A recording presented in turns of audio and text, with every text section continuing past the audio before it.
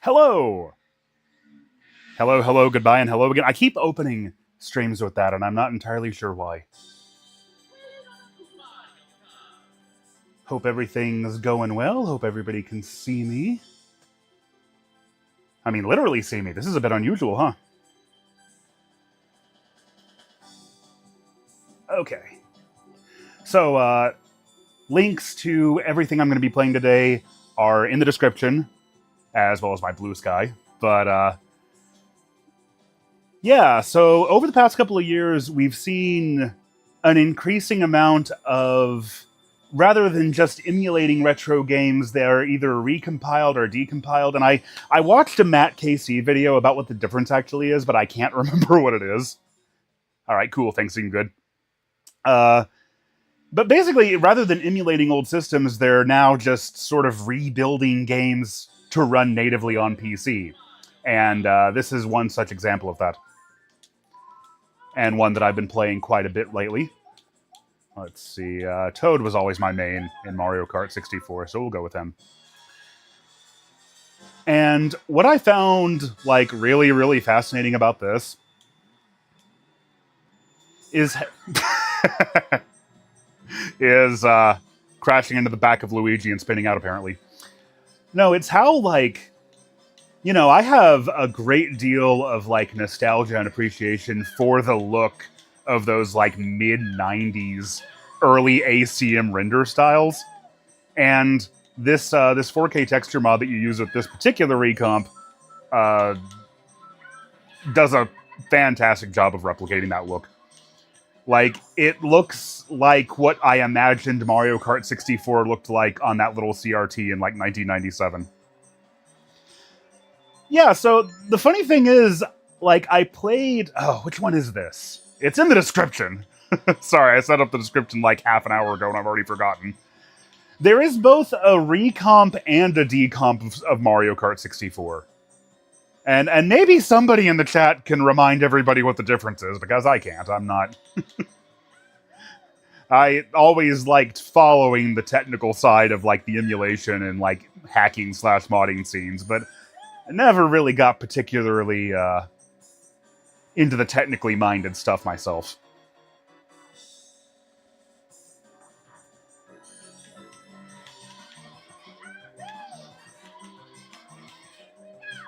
This is a recomp. Yeah, okay, thank you. The fun thing about this course is that it's easy enough that I can actually look at chat while playing it. There's enough straightaways. Okay, maybe not. Maybe I spoke too soon. Yeah, for the most part, this seems to play absolutely, like, one-to-one like I expect it to. The only thing I do notice is that the item balance seems like it might be a little off. Like, I kept getting lightning bolts in, like, second place.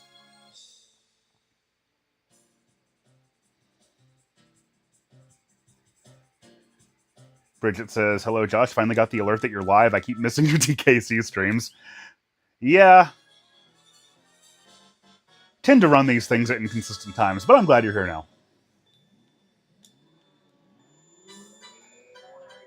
And, this is the first time... So, this laptop that I've been using forever and ever actually has, like, a webcam built in. And in all the years I've had it, I've never used it. I usually just forget that it's on at all. But this time I was like, I was setting up the stream and I was looking at it and I'm like, you know what? Let's give it a try. Let's let the public view me during a stream for a change.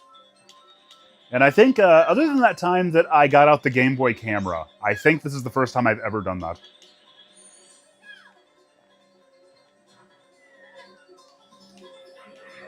Maxie asks, so this was your childhood Mario Kart? Oh, yeah. Yeah, this was... this was it. When Super Mario Kart came out, I was too young to be into gaming yet, and by the time Double Dash came out, I was too much of a teenager to like it. So, this was my one and only childhood Mario Kart. Although I guess I did also like Super Circuit.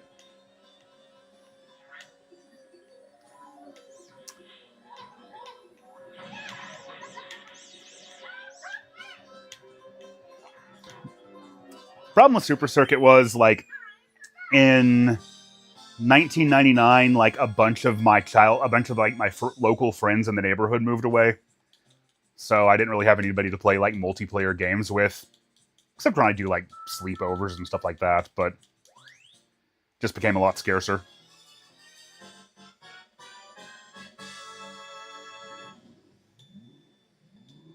Game Boy printer for the win, yeah. I had those stickers on my wall for, like, years and years and years. Actually, when I moved in here, into this apartment, for quite a while, I had the Pokedex completion printout on the wall of my office. But those Game Boy printer pages aren't built to last. It works on, like, thermal paper, so it fades the same way, like, receipts do. So it eventually faded out. I keep thinking lately about doing a video on the Game Boy camera, though.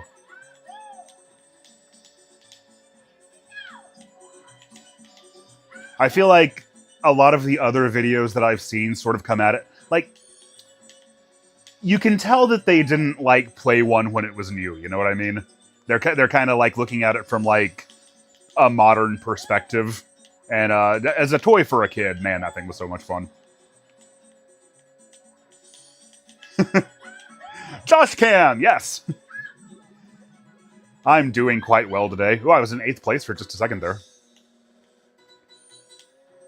I'm doing quite well. How are you doing, young average Joe?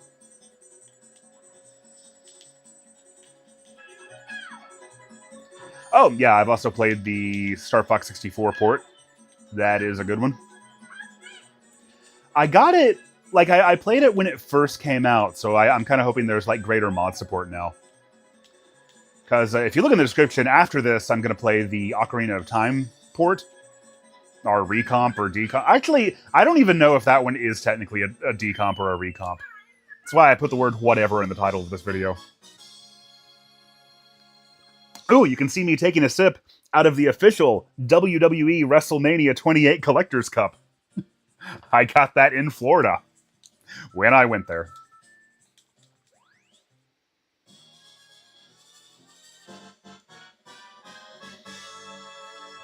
Bag Monster wants to know, I'd be glad for a breather episode between grander seasons. Can you give me a little hint on what your next project might be?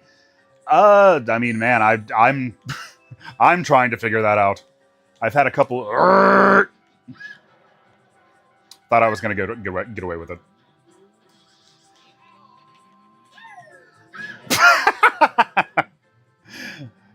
You hit yourself with a red shell sometimes. You hit Donkey Kong with yourself sometimes. Anyway, I've had a couple of scripts that I've tried to, like, put together this year, and it's been weirdly hard to get anything going. So, yeah, I was thinking about this the other day, like,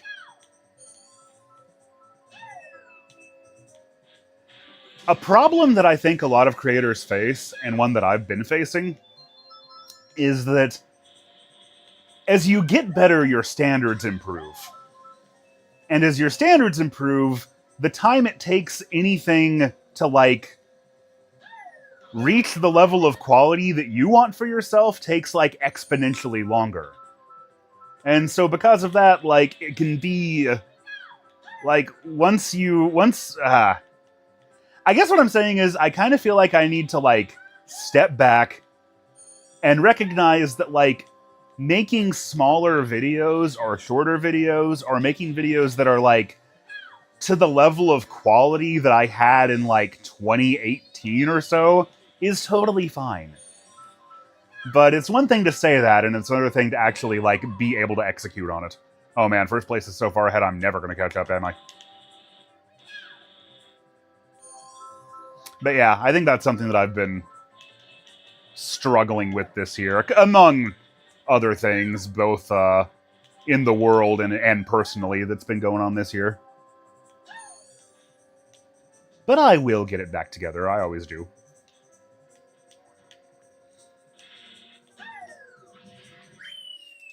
Oh, I did not know there's a perfect dark port. That's cool. I've played a little bit of Mickey Speedway USA, and yeah, you can tell it's built off the Diddy Kong Racing engine. I kind of... I don't know, I always play it for a Grand Prix or so, and then I'm like, I'd rather play Diddy Kong Racing instead. I do hope Diddy Kong Racing gets a Decomp/Recomp/PC port. That'd be really cool. Yeah, perfect is the enemy of good, exactly. Let's see, off topic, but if/when you get around to critiquing Sonic Unleashed, are you going to talk about the whole "Am I the only one who likes Sonic Unleashed" meme? It's funny because in 2008, that's definitely how I felt. Nah, there were always a lot of Sonic fans who had a lot of time for Sonic Unleashed, but it did not get the review scores that we wanted it to. Oh, thank you for becoming a member to Calyx. Calyx? Whatever. Thank you very much. I appreciate it. I'm surprised there isn't one already. Yeah. Yeah, sometimes in this game, like, one of the CPU players will just get way, way far ahead of you. Okay, who do you guys want me to play in the next cup? It'll be the Flower Cup. You decide.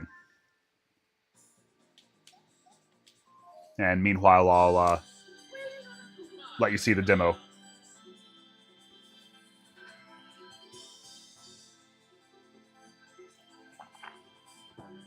Shaded Zeal says Yoshi. Is that who we're going with? 1 vote for Yoshi, 1 vote for Luigi, 1 vote for Peach. Ooh, 2 votes for Luigi. 3 votes for Luigi. It's Luigi. It's gonna be Luigi. It's decided. That's good, though. I never play as Luigi. So, speaking of experiencing things when they're actually new, one thing that you may have never considered about this game is that except for Mario and Peach, this game was, and I guess Bowser technically, this game was the first time we ever heard the voices of the rest of the cast.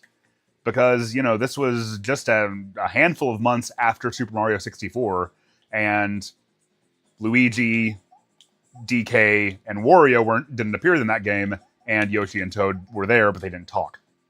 So, I remember, like, I was on the phone with my cousin, and he didn't have this game yet, but I'd rented it, and I, like, held the phone up to the speaker, and, like, did this to let him hear what everybody sounded like. But alright, Flower Cup.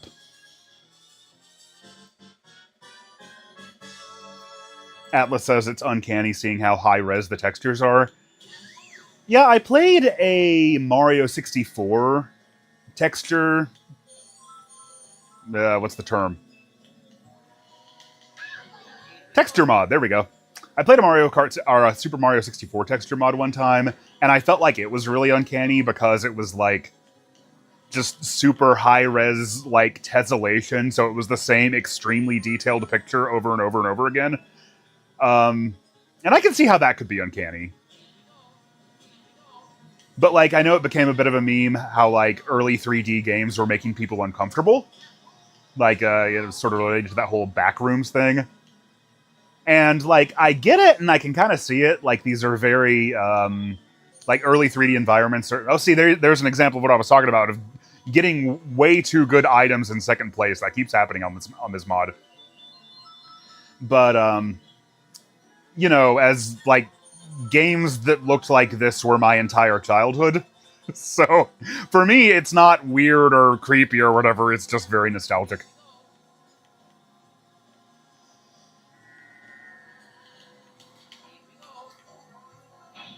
But they do just... I do understand where it comes from, though. They do have the same sort of, like, sterile, like, artificial quality of, you know, an empty hospital.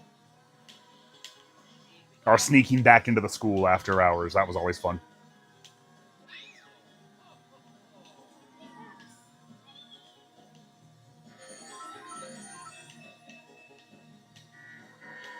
This is the game that kind of codified, in my mind anyway, the idea of the computer being a cheating bastard.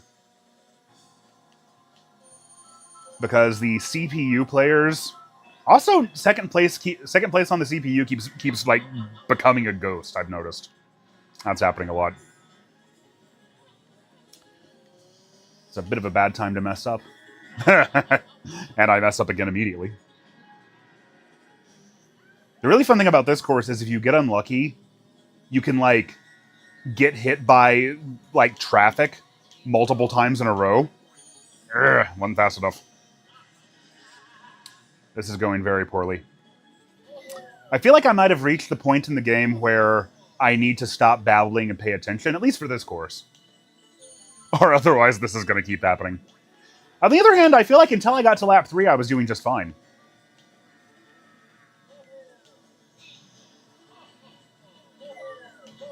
I'm going to be okay.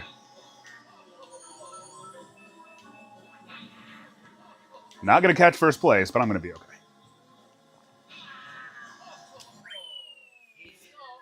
Putting the L in Luigi. Ooh, mirror mode is great on Toad's Turnpike, because it doesn't reverse the course. It like you do it like backwards.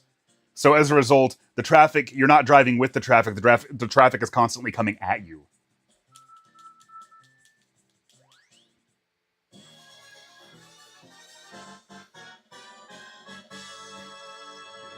So, like I said, this is the recomp. The decomp actually has, like, you can turn off culling, which is the thing where objects and interactables stop existing when they're too far away from the player character.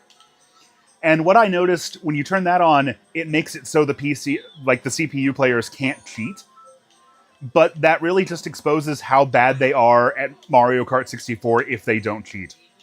Because, like, they basically can't do anything if they're not like phasing through walls and dramatically speeding up and ignoring like hits.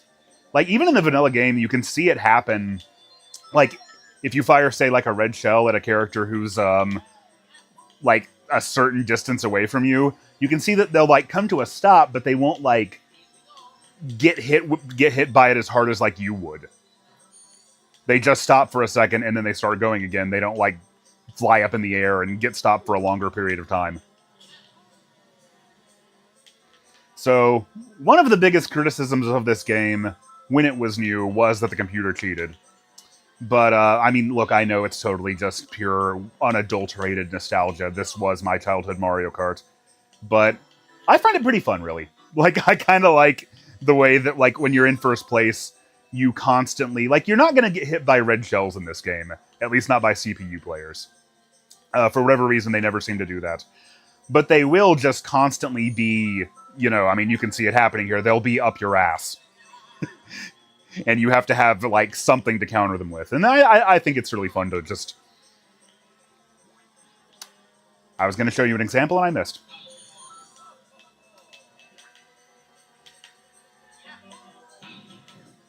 But yeah, the way you just constantly have to fight them off.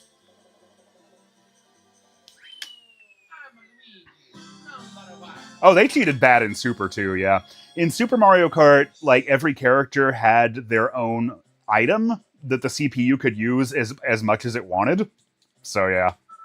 They cheated in Super Mario Kart as well, but it was a different kind of cheating.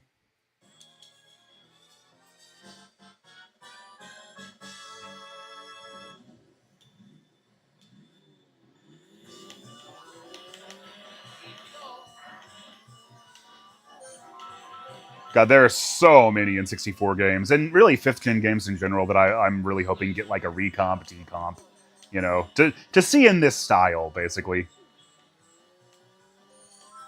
Because the thing about the 5th-gen and the 7th... Ooh, lightning. That's a bit rare. The thing about the 5th-gen and the 7th-gen in particular is that they were both, like, pushing their hardware really, really, really hard. So, like, we saw that recently with the Sonic Unleashed recomp. And Sonic Unleashed is a game that, I mean, when it came out in 2008, it ran terribly.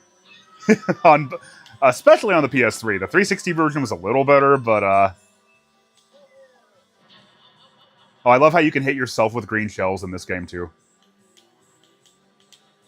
That's putting the L in Luigi, like you said.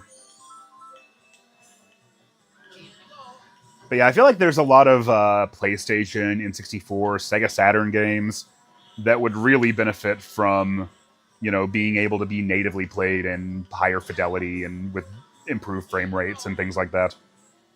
And just mod support in general, that'd be nice.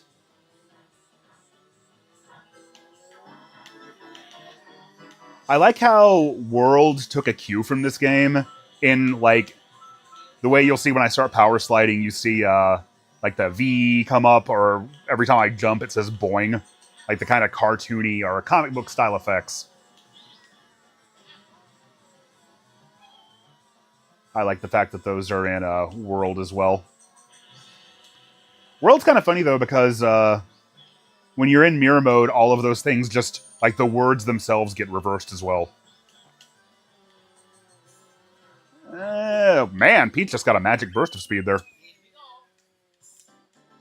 Yeah, Unleashed was 2 console generations ahead of its time. I mean, we already got a native PC port of Sonic R. That's kind of the same thing. This is how Sonic R can still win.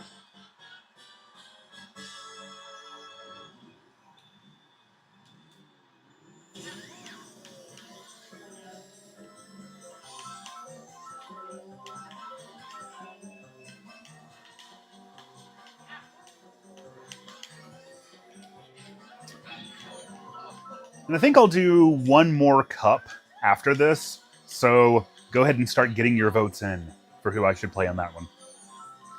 Because there's one cup that I don't have all golds in yet, and that's a Mirror Special Cup.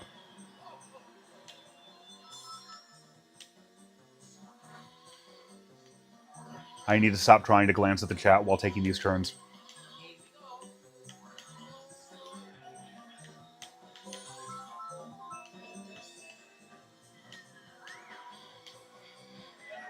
It's also been really funny to see Mario Kart 64 go through, like, the full, I don't know, is nostalgia cycle the right word?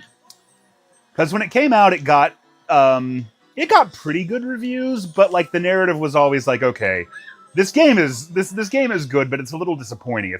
It's not as good as Super Mario Kart 64, or rather just Super Mario Kart. And for a very long time, like, basically through my entire childhood, like, you'd go online, not as good as Super Mario Kart. You'd read magazines, not as good as Super Mario Kart. And so that became, like, the dominant narrative about this game. And then, of course, us N64 kids came of age, and then for about 10 years, the narrative was, well, Mario Kart 64, that was the last really good one, you know? That was when the series was at its peak. And now we've gone full circle, and now it's one of the bad ones again, it seems like. Oh, playing DK in Special Cup Mirror Mode is going to be tough. But okay, I'll give it a try.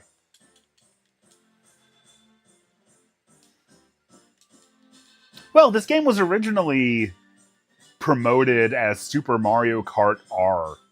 That's what I remember the magazines calling it for a long time.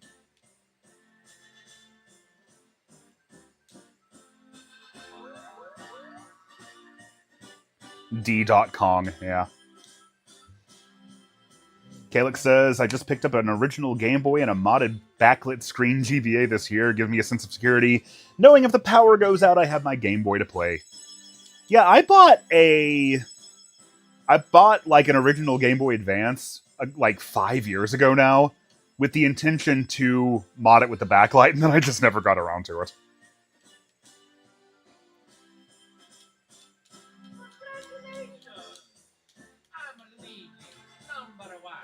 Frederick says, it's funny because I always saw Mario Kart as a series that constantly evolved and that each game was better than the last back then. Alright, we're going extra, DK, yeah, gold here, gold here, gold here, not gold here.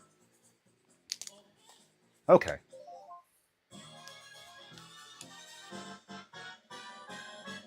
Yeah, it's funny because I for the most part felt that way too, with Double Dash being like the one exception. Because, like, the way I saw it, like, Double Dash was the aberration, right? Double Dash was the bad one, I always thought. and then it got back on track with DS, and then Wii. I don't know. I didn't like Mario Kart Wii as much as DS. And then 7, like when it came out about a month after Sonic Generation, so that game completely owned my life for the better part of a year. So I did not really have a lot of time to put into Mario Kart 7.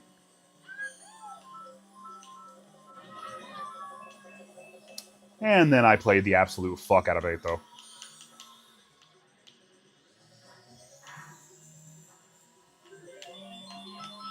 8, I would say, is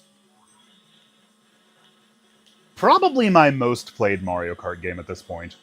I'm trying to figure out, because this game got such an incredible head start on it, but at this point, 10 plus, 11 years on, I've probably played 8 more than 64 by now.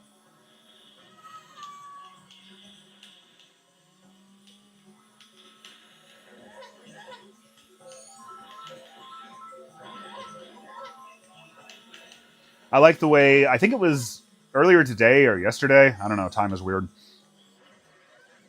Nintendo added the soundtrack to this game onto their mobile music app thingy. And DKVine.com's news story about it was the song for DK's Jungle Parkway and 31 better tracks have been added to Nintendo Music.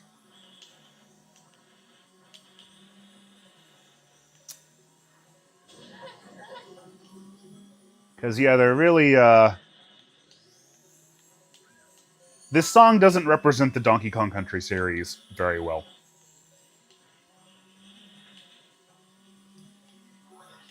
I do kind of like this track's gimmick, though, where every time you go off course, monkeys throw coconuts at you. Like that. Are those supposed to be coconuts? They're in such high resolution now that I'm like, maybe not.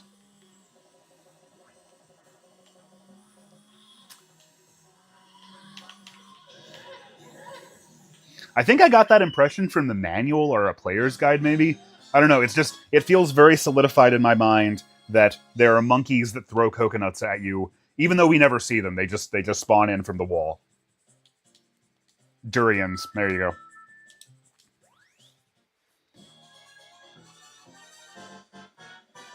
I played 8 so much on Wii U that I never felt the desire to play it on Switch. I've only played the Booster Pass stages once each. I don't know. I mean, let me remember I'm in mirror mode, so I need to go this way. Oh, that's hard to do with Donkey Kong. Oh, I got turned around because I'm not used to playing mirror mode. See, I wanted to make it hard on myself. That's what's going on. Wanted to make it hard on myself. I meant to do that.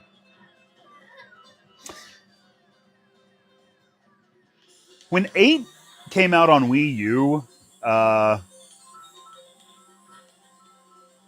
was still in college, and so and a lot of my friends were still in college, and so I had lots and lots of opportunity to play it with them. And then when it came out on Switch, me and Alicia had just gotten together, so I played that one a whole bunch with her.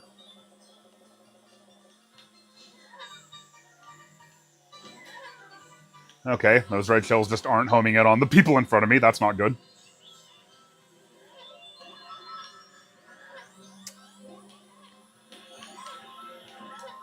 The comparatively underpowered blue shell. Guess I should have known. I guess I should have followed the arrow.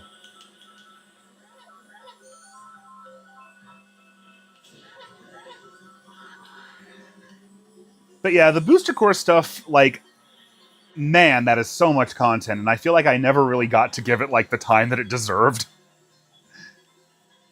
Which is funny, because, I did, go ahead and get all gold stars at 150cc, but I definitely never played it nearly as much as I did, the base game stuff.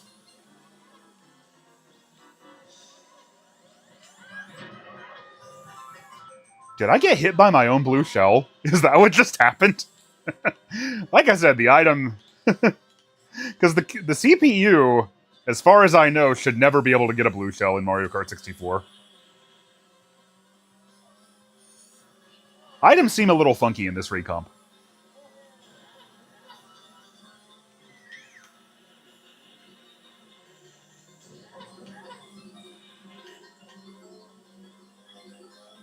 I did hit myself with a blue shell in Mario Kart World the other day, just to see if I could.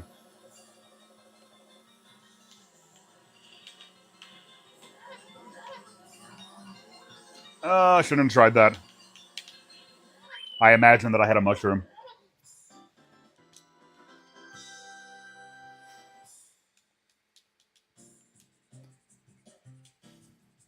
Frederick says, does this have online? I don't think so.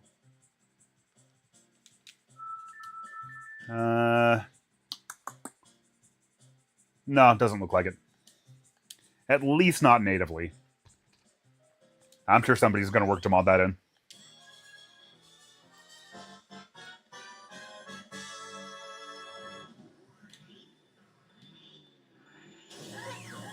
Yeah, it is funny that in Yoshi Valley, like, it can't tell, like, what position the characters are in.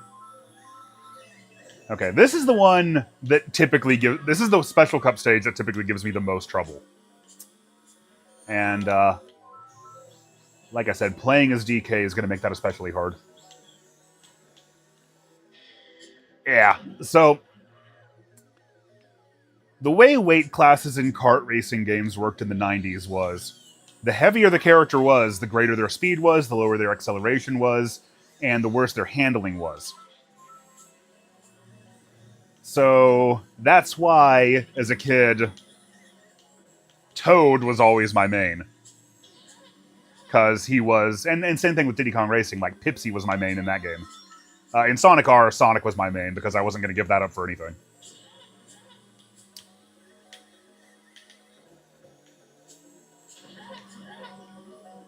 But, because of that, a course like this, especially like hairpin turns like that, really, really, really hard to do as a heavier character. Actually having to use the brake. Ooh, maybe somebody will put a 200cc mode in this game. I'm really, really hopeful that World gets one of those too. Because I eventually got... I've talked about this on my World streams before. I eventually got to the point where I was, like, so good at Mario Kart 8 that, like, playing against the computer at anything other than 200cc was just no fun at all. It got pretty boring. Here's a Mario Kart 8 tip. You saw me just do it there, and then it didn't work that time. Sometimes when you hit a banana peel, you'll start to spin out. You'll start to, like, lose control. When that happens, if you hold down the brake until your character gets a little, like, musical note above it, you won't spin out from the banana.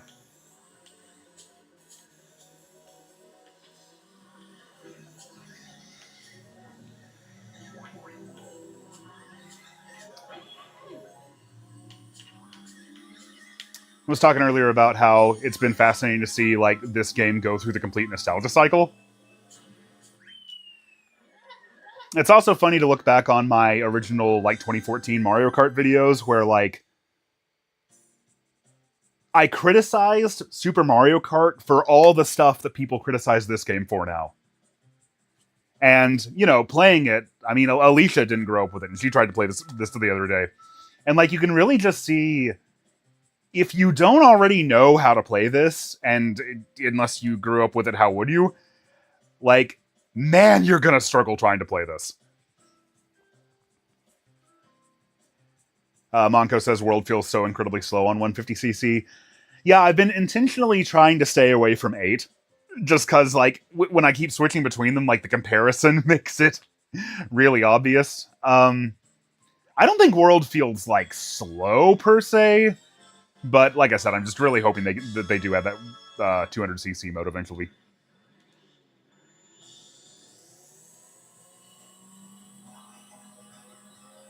I think if I get a mushroom, I will go for the big skip there.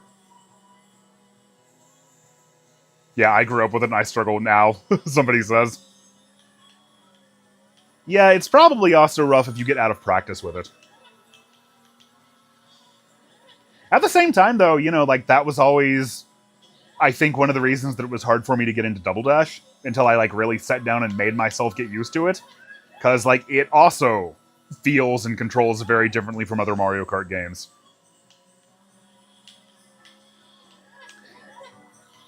I think that's one thing we've definitely seen over the past, let's say, 20 years or so, is like more and more standardization within genres and within series. Like, the first three Smash Brothers games, for instance, all feel just incredibly, incredibly distinct from each other. Smash 64 doesn't play a whole lot like Melee. Melee plays completely differently from Brawl. And then I feel like, like technology reaches a certain level and player expectations and standardizations reach a certain level. And like, I know there's a huge, huge difference between Smash 4 and Ultimate at like a competitive level. But like, if you know how to play one, you can play the other. And I feel like that's also what we saw. Like, Mario Kart 8, for instance, doesn't feel all that different from the fundamentals of DS. Whereas back then, I think, like, technology was changing so fast and, like, developers were getting so... Am I gonna get it? Nope. Developers were getting more and more... I don't know. They were getting a better and better understanding of how to work with games, how to design games, how to build games, especially in 3D. Like, standards changed with 3D games so fast. I always think about the IGN review of Resident Evil Code Veronica, which came out toward the end of 2001, and they were criticizing it for being so old, for being like a year and a half old game, and that it was pretty outdated by that point. But like, that was legit like how fast things changed at the time. And how fast standards and expectations improved. And I think I've talked about that before with regards to like Sonic Adventure 2's like split reception, and how when it came out in June of 2001, it was judged pretty differently from how it was just like 7 months later when it came out on the GameCube. But the GameCube version came out on the other side of, Grand Theft Auto 3 and Metal Gear Solid 2 and Halo, and those games had like raised the bar. So I think that was partly why the GameCube version was reviewed so much lower. Not the only reason, but one of the reasons.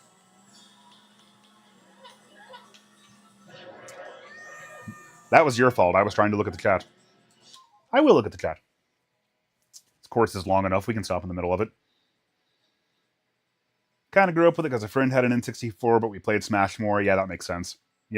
For me, this game came out 2 years before Smash, so I had plenty of time with it. Yeah, Bonanza does look like it's going to be a very different kind of platformer, and I'm really interested to see how it controls. We Won't Go Alone says a big reason I love retro games so much is because they lack standards. Yeah, same here. Like, part of the fun of picking up a new game for me is, like, learning how to play it. And, just sort of hanging around, like, a starting area and messing with all the controls and the mechanics and kind of, like, experimenting with what I can do. And lots of modern games are designed with absolutely no expectation that a player will want to do that. Or in some cases, they don't even allow you to do that. Like, I always think of... I can't remember what it's called. It's the newest Horizon game. And Alicia wanted that, so we got it. And I tried playing it. And, like, I could so obviously feel, like, this friction between what I wanted to do and what the game wanted me to do. Because, like, I wanted to just kind of hang out in the starting area and mess around. And, like, you had this non-player character with you who was just constantly, like... It was like they were worried that, like, you'd get lost or that you weren't moving along fast enough. And he's like, shouldn't we go that way? Shouldn't we do this? And I'm like, no, hang on. I want to mess around first.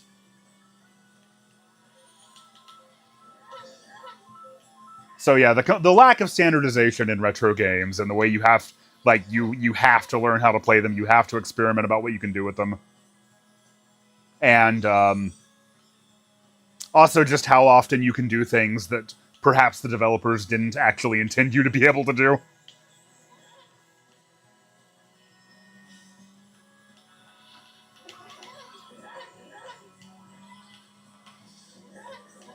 But, you know, I think that's also exactly what makes either old school games or games that are designed like old school games so hard to parse. Because, like, I had been playing... Like, I had Sonic 3, right? I might have even had Sonic and Knuckles by the time I... But I basically, I had been playing Sonic games for, like, at least 6 months before I realized that the reason that Sonic curled up into a ball sometimes was because I had hit down. Like, I just played that game forever and didn't even know that.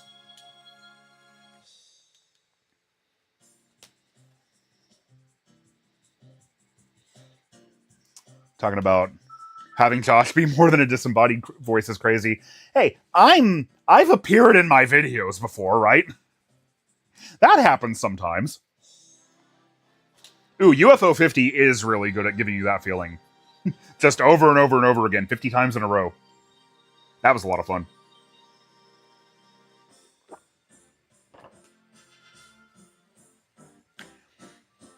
Yeah, Undertale and Deltarune is definitely a retro game in the traditional sense. And what I mean by that is, like, technically the definition of retro is something new that's designed to work or look or appeal in the same way that something old did. So, like, by that definition, Mario Kart 64 can never be retro. But if somebody were to make, like, a throwback game that used, like, pre-rendered sprites and like, low-poly stuff, that game would be retro. And nobody actually uses the definition that way, but Deltarune and Undertale definitely take a lot of inspiration from, you know, Mario RPG, Paper Mario, Earthbound, obviously. It is Ocarina of Time.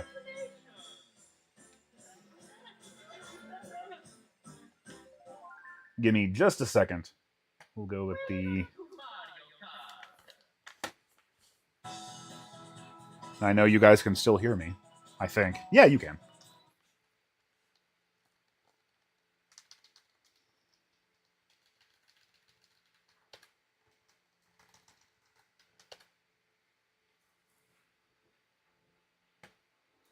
And once again, since we're starting a new game, I just want to say again, the links to the versions I'm playing and the mods I'm using are in the description.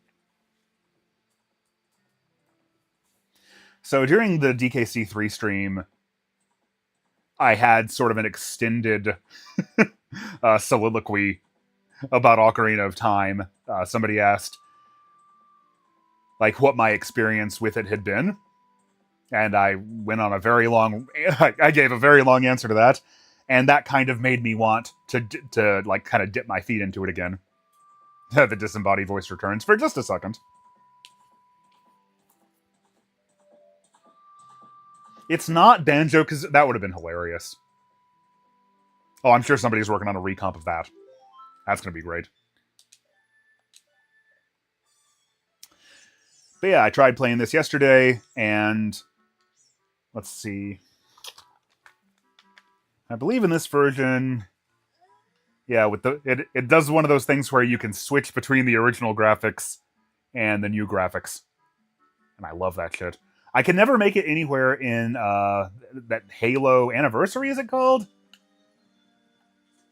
I think so. I can never make it anywhere in that game because I always just get too into comparing the graphics. And also because it's Halo, I just have trouble sticking with Halo and always have. But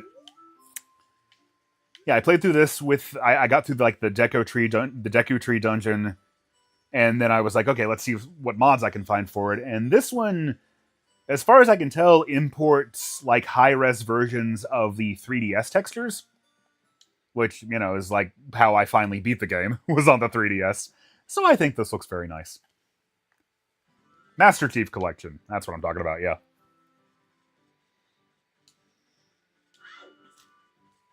Yeah, Halo Anniversary was like the 10-year anniversary one that came out on the 360. Did that one also have upgrade? I mean, I'm sure that had upgraded graphics too. Now, I have noticed, you can see it there, like, there's something weird going on with, like, the path texture. Everything else works fine. And that happens in both graphical modes. But I didn't think that was a big deal. So So the correct way to cross Hyrule Field is to do this. You sort of point yourself in the direction you actually want to go. So in this case, I want to go to Hyrule Castle. And then you just Z-target and walk backwards. And that's the fastest way you can move in this game.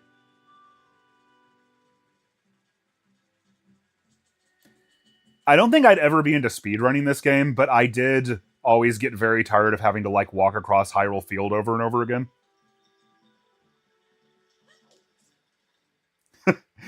Naming the character Lovitz would have been funny, but I've already named him Link.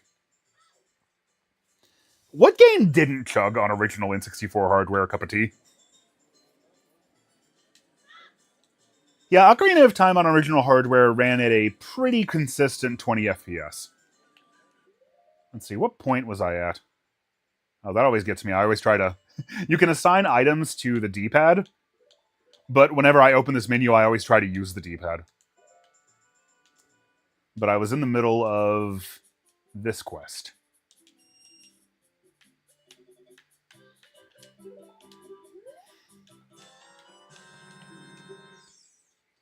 Also, I like how Link just goes completely outside of the boundaries there. Because the aspect ratio's changed.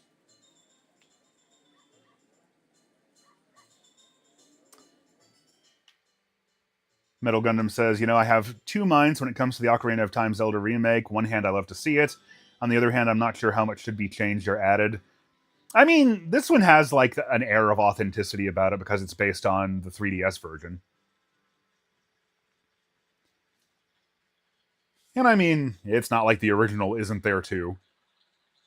This also has, like, an N64 mode that'll, like, set the resolution and aspect ratio and everything to be as authentic as possible. And frame rate, for that matter. The default frame rate was the N64 frame rate. Mischief Makers didn't chug, that's a good point.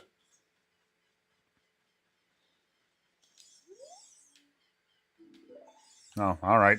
Thanks, buddy. If you stand with your side facing where you want to go and then side hop, you can go much faster. Is that faster than walking backwards? I guess it might be. Never thought to face the intended direction I wanted to go before doing the backwards walk. Yeah, I can't remember if backwards walking is faster on the 3DS version. I want to say it is because aside from fixing, like, glitches, they wanted to keep everything as authentic as possible in that version. F-Zero X, that ran at 60-ish FPS. It's one of the very few 3D games of that entire generation that did, though.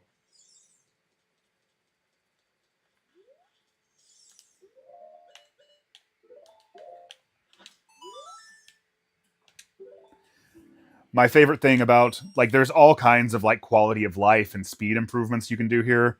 My favorite by far is the one I was complaining about when I was talking about this the other day, was, like, the text speed. Because this is so much faster.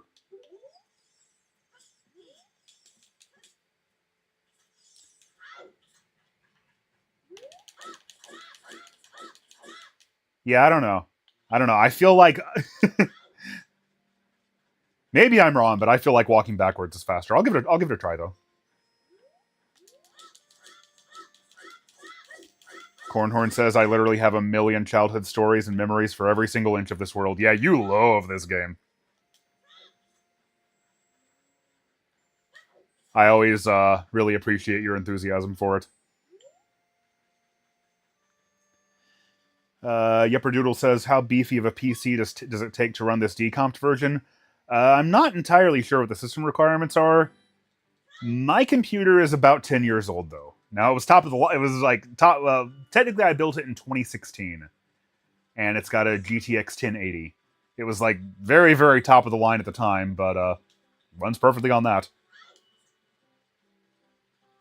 It's been one kind of nice thing about, like, graphics tech kind of not stagnating entirely, because it definitely hasn't done that, but, you know, kind of plateauing, kind of evening out. Is that you can build a, like, God, imagine building a computer, like a top-of-the-line computer in 1996. How completely useless that thing would be by 2005. I forgot where I was going and ran in a circle. There we go.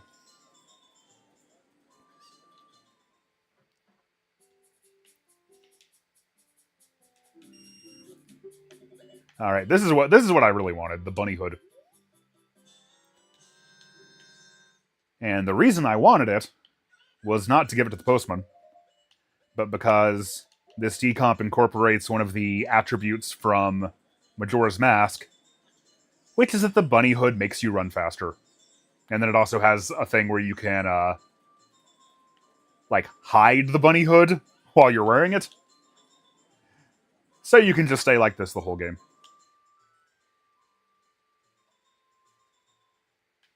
And then I've also turned off most cutscenes.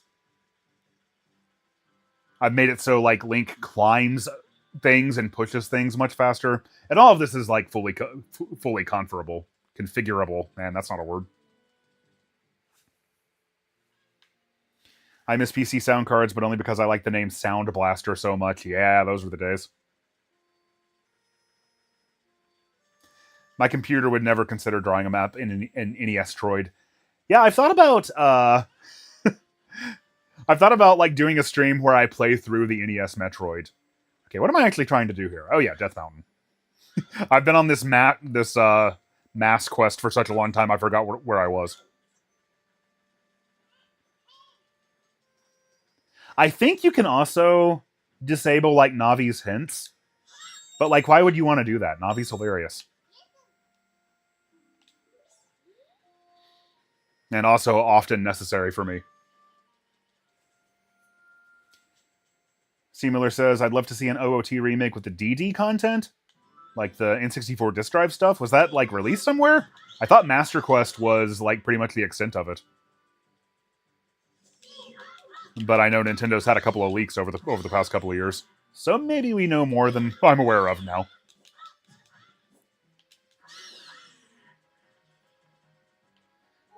I mean, I'd say there's a pretty good shot that... Oh, there's a gold skull chill behind there, isn't there? I'd say there's a pretty good chance that somebody's gonna, like, mod the 3DS exclusive content in here. Well, maybe. I don't know. How much of it was there, really? Because the only thing I can think of would be the gyro aim, which wouldn't really work with most controllers. The what's it called? The Sheikah Stone? The thing that you could crawl into and get a hint that was the reason that I was able to actually beat the 3DS version. I don't know how long I'm going to stick with this, but I'm going to try to play this game without doing that sort of thing. I feel like I am more patient than I used to be.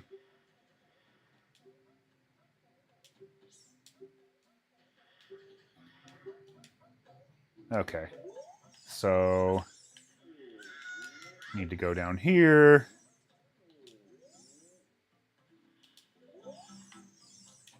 Okay, that doesn't work.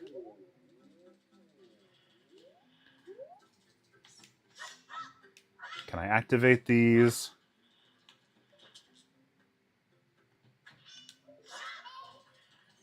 I feel like everybody knows how to play this better than I do. Okay, it might be... Yeah, that's it. When in doubt in this game, play Zelda's Lullaby. It's almost always that. The 3DS does have Master Quest, yeah. The 3DS version did have a boss rush, I believe. But this version has that too.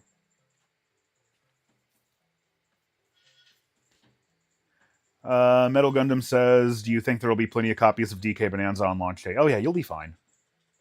Yeah, I mean... There hasn't really been much in the way of, like, Switch 2 shortages in general. I'm sure you'll be alright. Oh, the Decomp already has gyro aim. Well, there you go. Okay, and I remember what to do here. But I don't remember the notes. Down, right, left. Okay.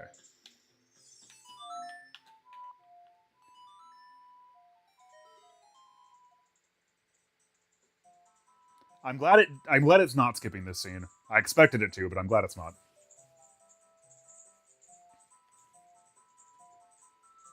Oh, did you know gaming has been so freaking good lately? I agree.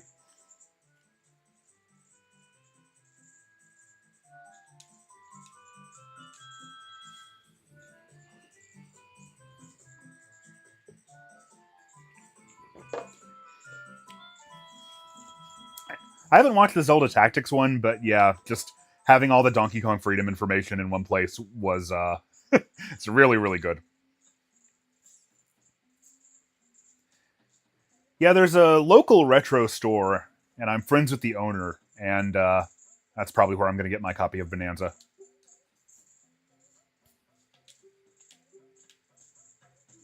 Okay. Bomb flowers, that's what we need. Like, I can pretty consistently... Let's see, can't pull these out, can I? No. I can pretty consistently remember the general order of operations for, like, the Child Link portion of the game, because I've done that a lot more. But I usually fall off at the Forest Temple. Let's see, we'll want to block off this shortcut.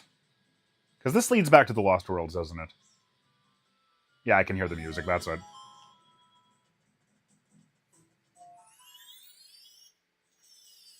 Yep, okay. Cornhorn says, this and Pokemon Ruby and Sapphire are the two video game OSTs that bring me straight back to my childhood like no other. That's funny because those two games seem like they're so infinitely far apart in my memory. I mean, they were only 5 years apart, but you know, that's a long time when you're that age. How did you originally play Ocarina of Time anyway, Cornhorn?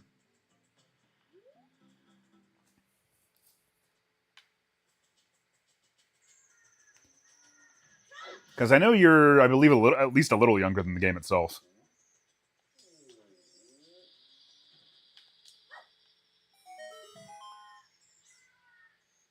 Huh. Did I do that? it made the chime. Did I get it? I don't know if I got it. And it's not going to show me the cutscene. So, oh, okay.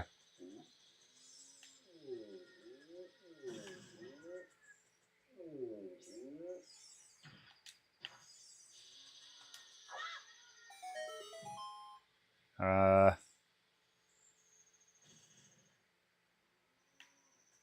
think it needs to be more like over here. Uh-oh. Uh-oh. You gotta run and throw.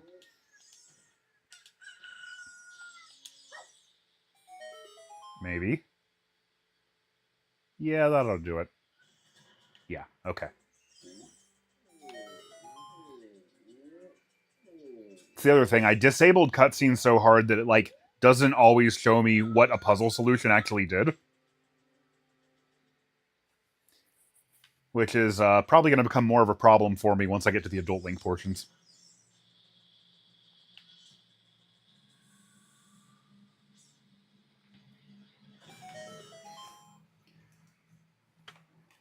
Arcudachian says, what all mods are you using? Well, like I said, there's just all kinds of freaking things in here. Like skipping things, boss introductions. You can skip the owl. There's also like a randomizer mode built in. Haven't tried that. I don't feel like I know this game well enough to play it with a randomizer.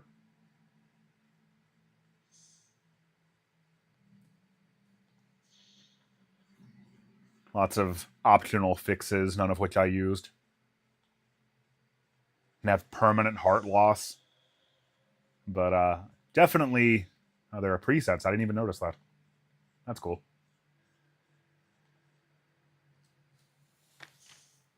Yeah, ridiculous amount of options. You can just kind of go in there for a long time. And fortunately, because I'm not that well versed on this game, but they all have like tooltips when you hover over them that explain what they do. Don't fall into lava, Link. Thanks.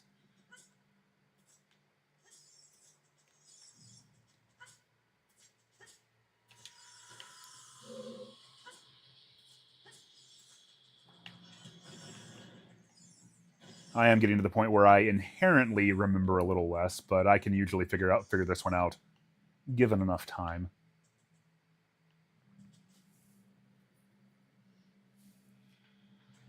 Not one for reading, then. Yeah.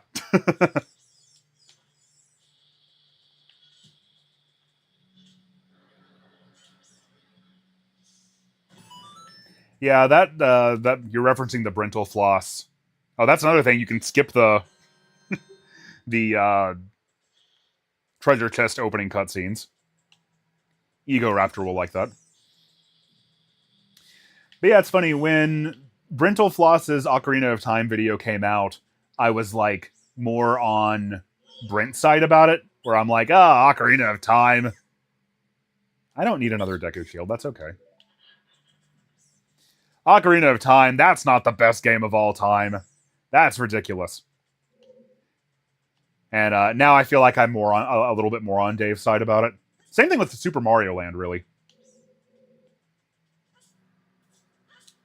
I guess the moral of the story is that Dave Ballmer is usually right about things.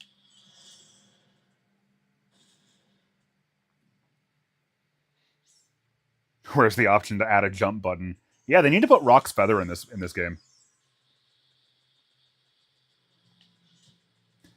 God, that would completely break the game, but it would make me really happy. If Link just had this ridiculous, like, Mario-like jump.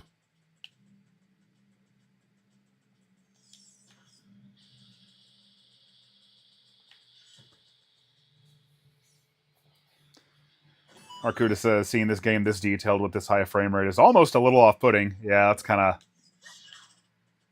what we were talking about earlier with N64 games. Looking a little uncanny, at high res especially. But does this help?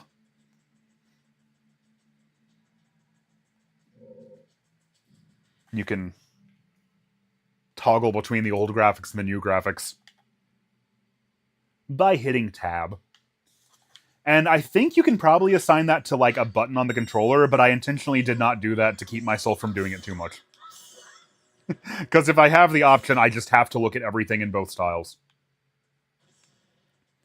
Because I've noticed, like, one of my favorite things, like, about one of my favorite things that games can do, like, graphically, is show me an old thing with, like, modern graphics.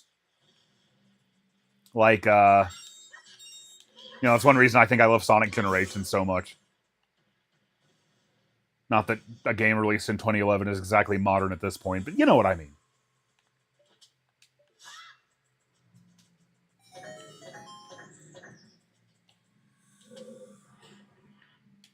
You also have the option to make, like I said, pushing blocks around much, much faster.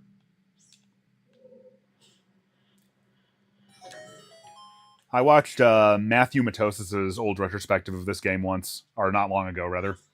And he pointed out that it would have been a really nice feature if, like, as you got the different, like, strength upgrades, if that made Link push little blocks and things of that nature, like, much faster.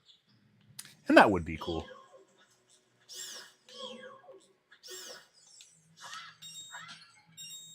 That said, it is hard to criticize this game too much. It figured out 3D better than anything probably ever had to that point when it was released.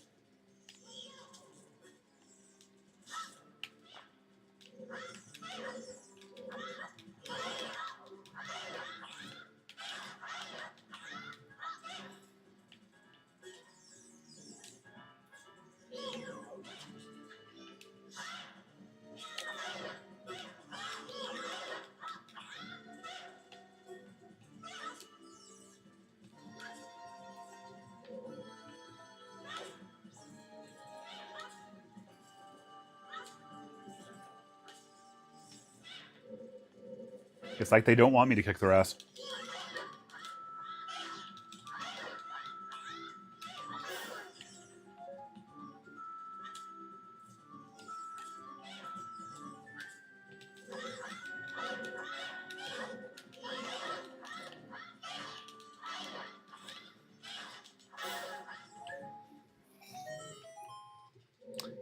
And that's a good example of like of how disabling all the cutscenes can be a bit of a disadvantage. Because normally right there, it would have shown me exactly which door I need to go through next. Then it'd pan back to Link and he'd be facing in that direction. And in this case, I don't know. Yeah, this is where I came from, I think.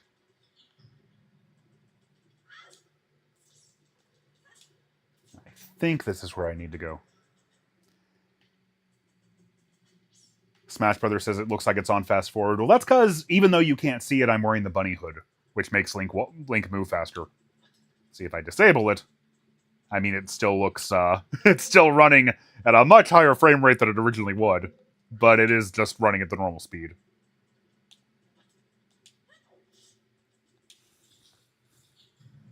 Frederick says God Generations has aged so well, aside from its horrible PC launcher. Yeah, that's the one. That's the one thing about it. It's been a while since I played it, and I actually can't remember if Sonic X Shadow is better in that regard. Oh yeah, no, I remember.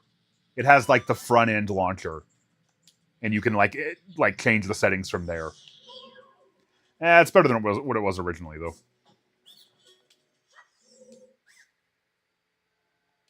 I don't need your Deku sticks. Or do I? No, I don't. Does the Decomp have the original Fire Temple theme? I think I saw in the options that like you can choose which one you want to have. So yeah, it does. Darkwing says it was funny playing OOT for the first time in 2017 because I could immediately feel the DNA from a bunch of later games. Z-targeting is in basically every 3D action game now. Yeah, I'll bet. That was that was a really interesting innovation at the time.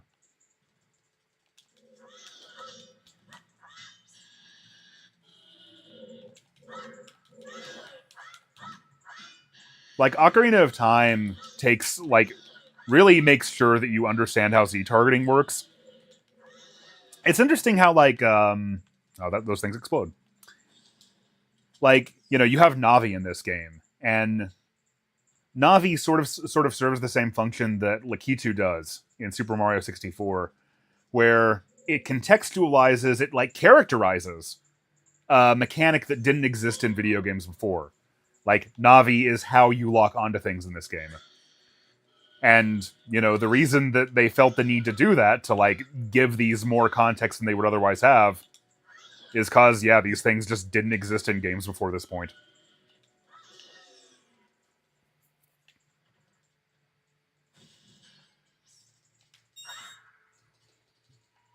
Is there a mod on the PC port to make all enemies in the game make CDI Ganon's die sound when they die? Not that I know of, but if you ask, somebody might make it.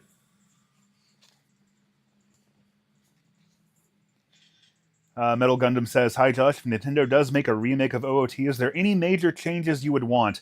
Aside from what we saw in the 3DS version, nah, not really. I mean, the 3DS version had... Obviously, I would expect it to have, a further graphical upgrade from what the 3DS version did. I'd expect it to kind of look a lot like this, to be honest. But the 3DS version already had, faster text speed and some nice other quality of life changes. So, unless Nintendo were going to do like a Resident Evil style remake, where they just overhaul the game completely and, make it brand new. But I don't think that they would do that to this game.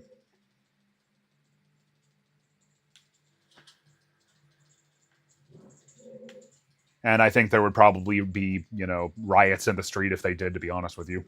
there are still so many people for whom this game is sacred.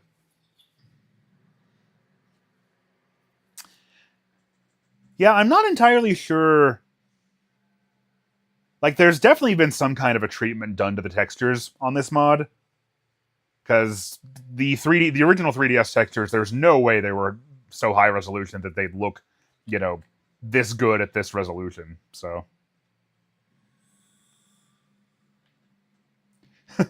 Darkwing says, I don't think OOT needs another remake, especially when it's on NSO. I would like to have, I think an HD version of basically the 3DS version would be really, really cool to have.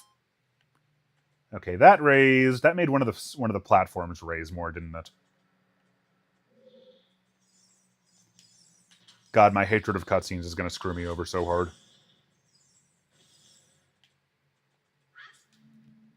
Is that what it did? This is where I came from, isn't it? Yeah. Or did that open one of the doors? Did I go through here yet? No, haven't gone through here yet. This is it.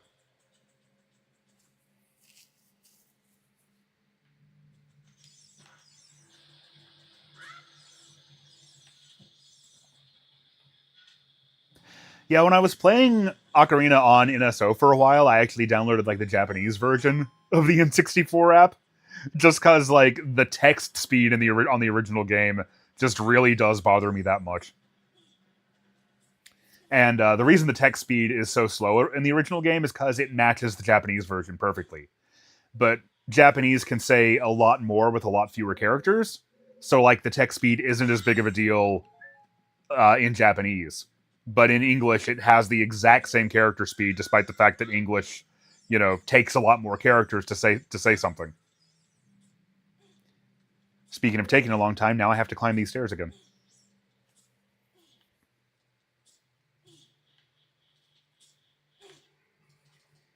Kurt is asking if I ever watched an Awesome Games Done Quick Ace showcase. No, I never have, but I'd be interested in it.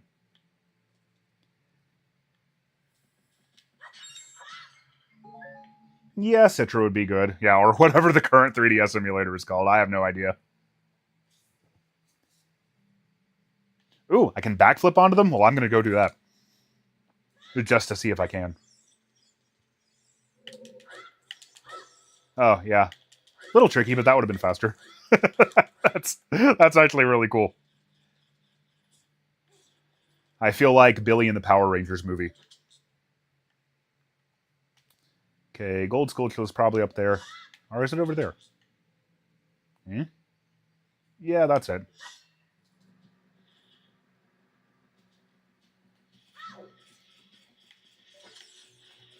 Or maybe it's not. No, there it is. Although I don't know how to... Oh, there we go. Now, climbing is much faster. You can adjust the climbing speed to be, I think, between like 1x and 5x, and I'm just turn it to 5x. I don't want to waste time climbing.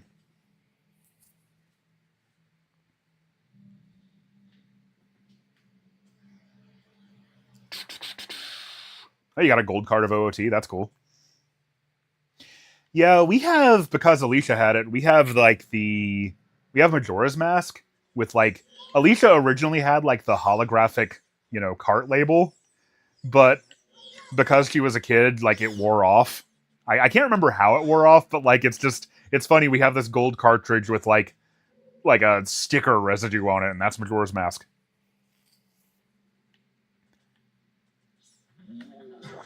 Oh, bad time to look at chat, I guess. Do I need to kill these guys with bombs? Is that it? Oh, I don't have a shield, so I can't quick drop bombs anymore. I think I do have... Yeah, I got a Hylian shield. We'll use that. It's kind of weird with young Link, but it works.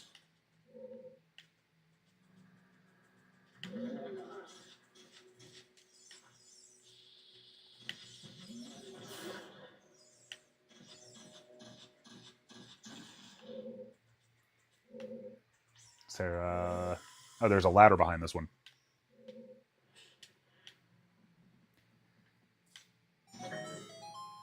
Watch me work out puzzles for children in real time.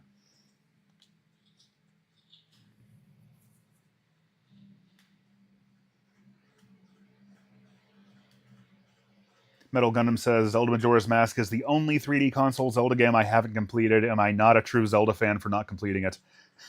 That's kind of funny. Majora's Mask was the first 3D Zelda game I actually... Yeah, it was the first Zelda game in general that I did complete. Because I got the Zelda Collector's Edition for the GameCube. And that's how I originally played it. And apparently that's not a very good version of Majora's Mask, but I didn't really have much to compare it to.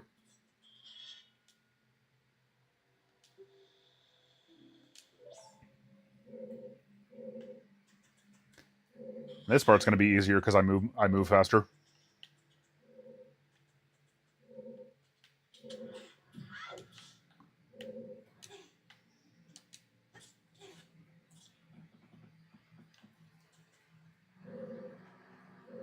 But no, I mean, geez, dude, if that's the only one you haven't completed.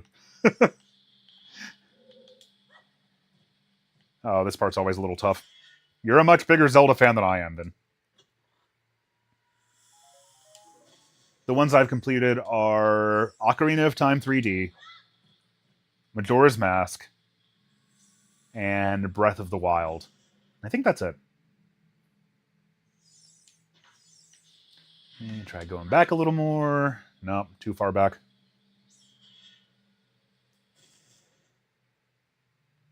Yeah, what Darkwing said. You're a true fan if you enjoy something. There's no qualifier for these things. There we go.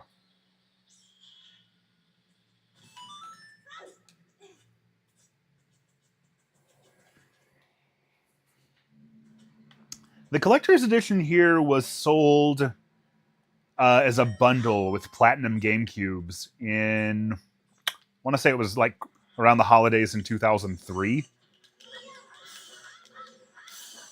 And I already had a GameCube, but Kalen got one for Christmas that year, and he wasn't into Zelda at all, so he sold it to me for $20. And that's how I got it. So thank you to Kalen. I don't think I knew that the slingshot worked on these guys.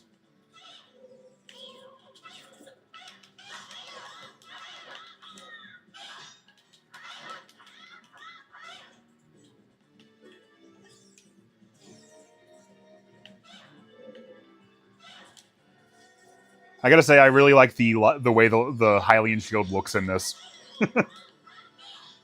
Like, the lighting effects just make it look really nice.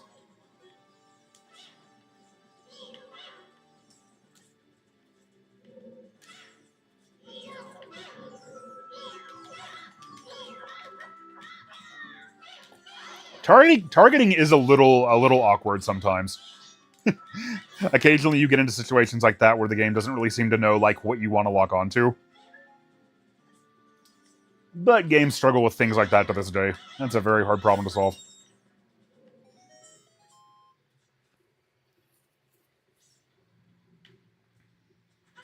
Oh, you guys are actually thinking Kalen.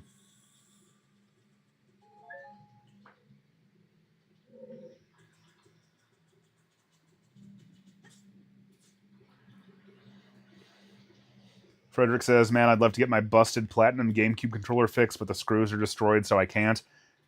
I have a platinum Wavebird that I bought brand new back in the day, and the control stick on it is, like, pretty messed up. Not, like, super messed up or anything, just, like, it's a little loose. So I've always thought about, like, taking that apart and, like, swapping it for a better stick. At the same time, though, the Wavebird doesn't have rumble, so I always really miss that when I use one.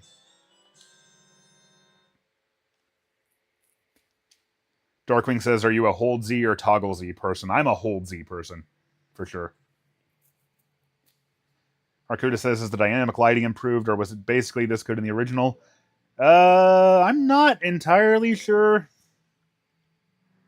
The original definitely had some lighting, because you can see that with, like, the way Navi casts a light. I would say it's probably improved, though, if I had to guess. I'd say the engine isn't just doing that by itself. Okay, where the heck do I need to go now? Where did I come from, even? Oh, yeah, I guess that works. Oh, I think this is the, yeah, that's the L is real texture. It's the same thing that's in the courtyard in Super Mario 64. We're gonna figure out how to unlock Luigi one of these days, though.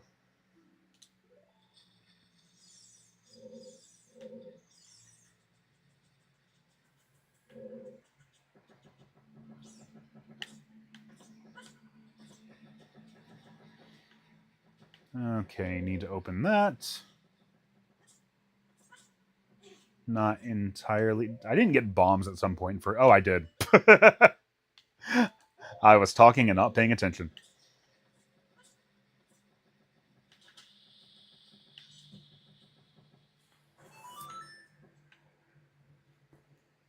Frederick says, I did love how the Wii made it so the GameCube controller lived on for so long. I played Mario Kart Wii and Sonic Colors with it.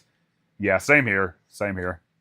Mario Kart Wii was a little awkward, though, because, like, to do tricks, you had to use the, you had to use, I think, the D-pad, since you didn't have waggle. But that is how I played Sonic Colors, though. And most other games that supported it. Okay, let's see. Do I need to... I guess I need to go back down here, don't I? Probably. I know there's a way to make that mouth open. Presumably because they were ripping off Diddy Kong Racing.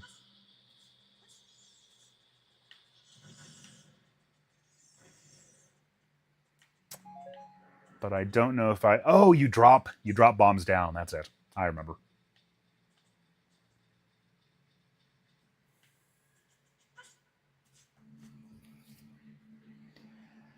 Oh, the rap says, hey, the Geek Critique, I came here to tell you that your videos are true works of art and passion. Oh, okay, I'm going to pause while I read that. True works of art and passion. My favorite videos are the Metroid videos, specifically the Super Metroid ones. Well, thank you so much. I'm glad you enjoy them. And it's especially, like... It's very cool for me because, like, the original Super Metroid video, you know, that thing's, like, 8 years old at this point. So... You know, I feel like a lot's happened to me since then. Like, I'm kind of a different person than I was back then.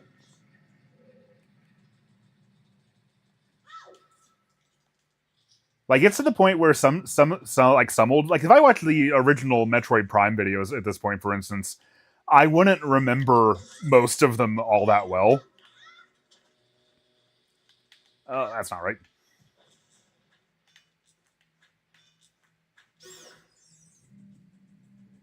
So occasionally, like, somebody will leave a comment and, like, reference a time code, and then I kind of get sucked into watching my own video because it's just been a long time since I made some of these, you know.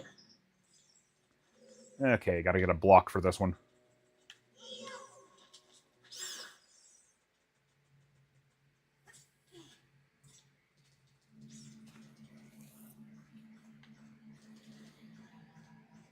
You meet Sheik at the Temple of Time after freeing all the sages, and it is revealed that Sheik was Luigi this whole time. I think it probably actually is supposed to say Eternal Star. That would kind of make the most sense. It's just they compress the texture so much that, like, the text looks like L is real.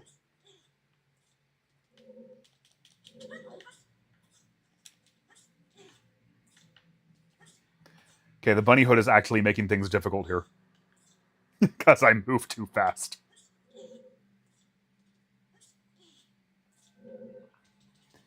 Skylian says, are the Prime games going to get reduxes like the 2D games for Prime 4? Yeah, actually. I'll probably... Like, I don't think... I don't have any bottles, do I? Nope. I don't think I'm gonna, like, do full, complete re-respectives on the three of them. Partly because I don't think my opinions of them have changed much. But I do plan, before Prime 4 comes out, I plan to, like, play through them again. So, I don't know. Maybe it'll be, like, one video. Like, just called, like, Metroid Prime Trilogy. Revisiting the Metroid Prime Trilogy. Something like that. No, go close to the bomb. Where are you going? You're supposed to walk toward the bomb. There you go. That works. Does anyone know how many gold Skulltula tokens you need to, like, break the first curse? Because I have 9 right now. You probably need 10. Yesterday I kept, like, killing gold Skulltulas and then going back. Back to the curse house. Okay, what do it... To reference a TV trope, goddamn bats. So I don't know why I keep pressing C right to do that. There must be a playthrough. I guess I usually put that to C right in most playthroughs.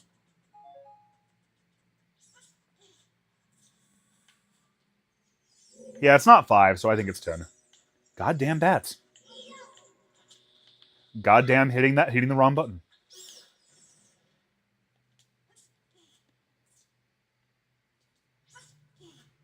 Skyline says, are Prime Hunters and Federation Force getting videos before Prime 4? Maybe. We'll see. That, like, the thing about Federation Force is when I do that, like, I want to do it right, and that means I want to give the game the best possible chance to make a good impression on me.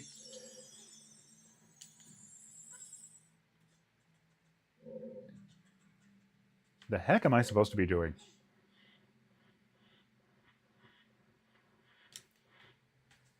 So what that means is, like, for Federation Force, I want to climb. There we go. But I don't even need to do that. Okay, I'm going to focus here. For Federation Force, I want to, like, actually play it in co-op. Ideally, I'd like to play it with, like, 3 other people.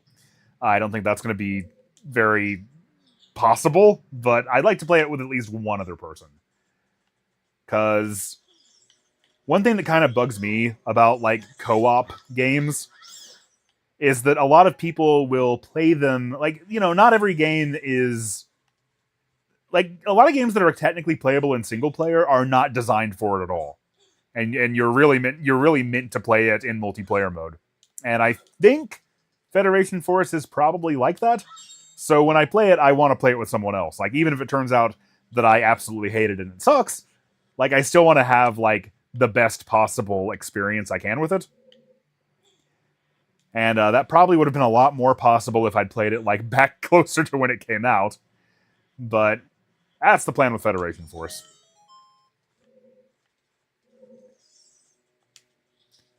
Okay.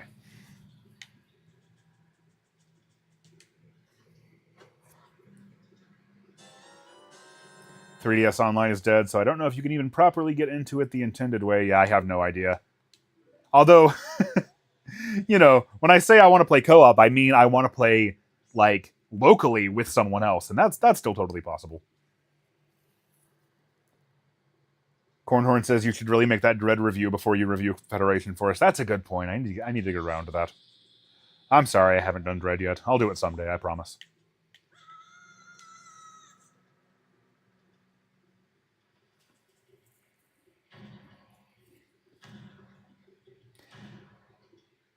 Most of the bosses in Ocarina of Time have an incredibly impressive cinematic scale, and they're also just incredibly, incredibly easy.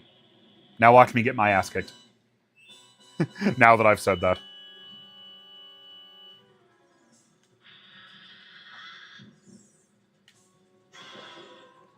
Okay, so I'm gonna go, Oh, I can't do that with this shield.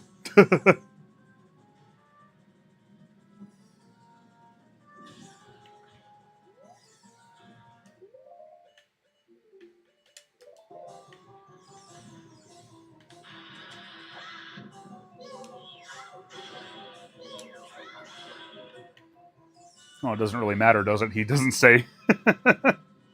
He doesn't say stunned anyway. There's a very well-known glitch in Ocarina of Time where this, like your crouching sword strike, will do as much damage as whatever your last, like, attack was. So you can exploit that by doing that, and then just, I need to pay attention.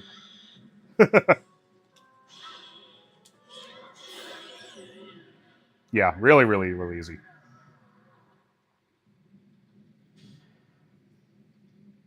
Julia Goodwin says, so you just fall from a great height with no damage. You can usually mitigate damage in Ocarina and Majora, and probably most other Zelda games like it, if you just hold forward, because then you'll roll into it. And it's not particularly realistic, but it is fun.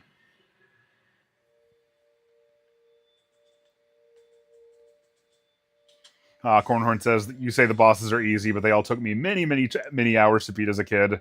They all felt like absolute triumphs to little me. The one in Jabu Jabu's belly, I remember giving me some trouble. But yeah, like, I think when I was a kid playing this game, like, the puzzle solving and the paying attention to the environment and the not getting lost in the dungeons, that was always the stuff that I struggled with. you know, the more action gamey stuff like this, that was, I don't want to say child's play, that's too good of a pun, but that was the kind of stuff in games that I was used to and that I was, you know, sort of inherently already good at. Goran's Ruby. All right, I think we're going to call it there, guys. Thank you so much for watching. This is, like I said, if you want to play these, if you want to try these yourself, links to all of them are in the description. Although, with both of them, you will need to have, like, the original ROM. So, you can dump that from your original cartridge or get it in some other way. Although, I wouldn't know anything about that. Anyway, thank you so much for watching.